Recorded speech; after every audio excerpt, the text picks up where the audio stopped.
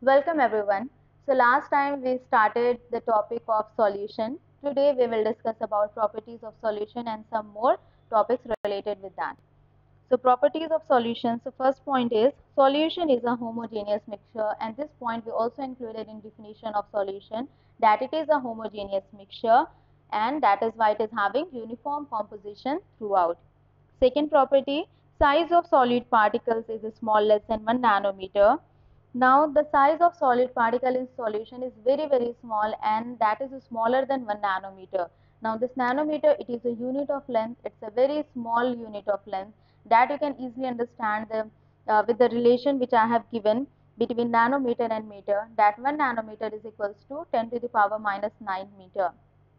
So you can easily understand that this nanometer is very smaller unit, and the size of solid particle in solution is less than 1 nanometer, and that is why we are also not able to observe the particles of solution with our naked eye because of its small size. Then the next one is the solid particles cannot be separated by the process of filtration. Again, this is because that size of the particles are very small. So what happens that when you are passing solution through filter paper, that means when you are doing this process of filtration, then these particles are so small of solution that all the particles, they will pass through the holes of filter paper and you won't find any residue over filter paper. Next one is solution is a stable mixture. We know that solution is a stable mixture. The reason is that because none of the component of solution will separate out if we will keep it undisturbed for few minutes or for few hours or even for days also.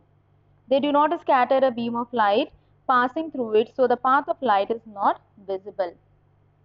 Now this point, it is about Tyndall effect. So what is Tyndall effect? We know that when beam of light is just passing, then the path of, then it is getting scattered and path of light becomes visible.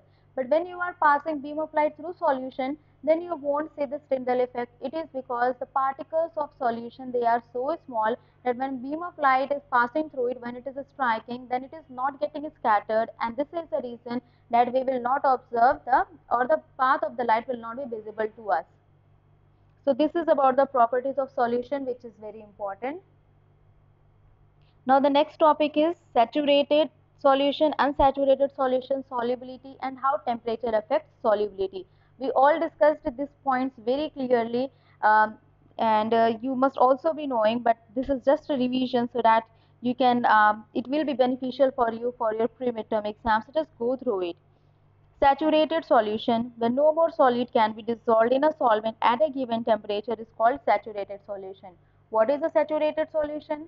Saturated solution is that solution when no more solute can be added. Now in this definition, the other important term is at a given temperature. The reason is that if you are changing the temperature, then saturated solution can become unsaturated also, and that is why we have to mention this given temperature. Then unsaturated solution, when more amount of solute can be dissolved in a solvent at a given temperature, is called unsaturated solution. Now again in this definition you can see that I mentioned the term given temperature, because here also that when you are decreasing temperature, then unsaturated solution may become saturated solution, and that is why we need to mention this term of given temperature. So unsaturated solution means that solution which can dissolve more amount of solute in it at a given temperature. Then next one is solubility, and this soluble, solubility, these are the terms we are generally using in our everyday life also. So solubility, how to define? Solubility is the amount of solute present in the saturated solution at a given temperature is known as solubility. Now in the definition of solubility, we are having two important terms whenever we are writing the definition. First one is, we are defining solubility for saturated solution only and not for unsaturated solution. The other term which is common in all the three definitions is given temperature. So what is solubility? Solubility is the amount of solute dissolved or it is present in saturated solution. Why it is saturated solution? Because we know that in saturated solution maximum amount of solute is dissolved. In unsaturated solution we don't know the exact amount of solute which can be dissolved in a solution. So that is why we are using the term saturated solution, and also we are using given temperature. because here again when you are changing temperature, then solubility can also be changed. So this is about solubility. Now the other important factor is effect of temperature on solubility. Like when I was defining this saturated solution or unsaturated solution, I told you that when we are increasing or when we are decreasing the temperature, then saturated solution may become unsaturated solution or unsaturated solution may become saturated solution. So how this temperature affects solubility? So it is given that when a saturated solution is heated, it becomes unsaturated. This is because solubility increases with increase in temperature. So there is a relation between solubility and temperature, that when you are increasing temperature, then solubility will also increase. You can also do this at your home, like if you are simply making sugar solution at room temperature, if you are making it has, if it has become saturated solution but you want to add more sugar to it, then you simply raise the temperature. When you are raising the temperature, you will find that you can add more sugar to it. So that is how we can say that solubility has increased on increasing temperature. This is because solubility increases with increase in temperature and hence more solid can be dissolved on increasing the temperature. Like I said, if a saturated solution is cooled, then some of the dissolved solid will separate out in form of crystals. Now again you can do this.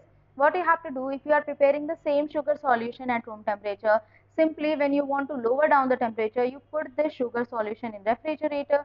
After some time you will find that saturated sugar solution which was saturated at room temperature is, after lowering down its temperature, you will find that the crystals of the sugar, it will be at the bottom or at the base of the vessel. The reason is that because solubility has decreased on decreasing temperature, and that is why as solubility has decreased, then less amount of solid will be dissolved. So whatever the solid was already dissolved at room temperature, it will separate out.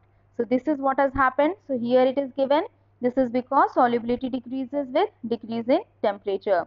So this is about solubility and that how temperature affects solubility. This is very important. You just remember 2 points, that when temperature increase, solubility increases with increase in temperature and solubility decreases with decrease in temperature. So this is very important. If you are remembering these 2 points, then you will be able to understand most of the other things, and whatever the questions you will get on the basis of the solubility and temperature, you will be easily able to do this if you remember this relation between them. So this is about today's topic. Thank you so much.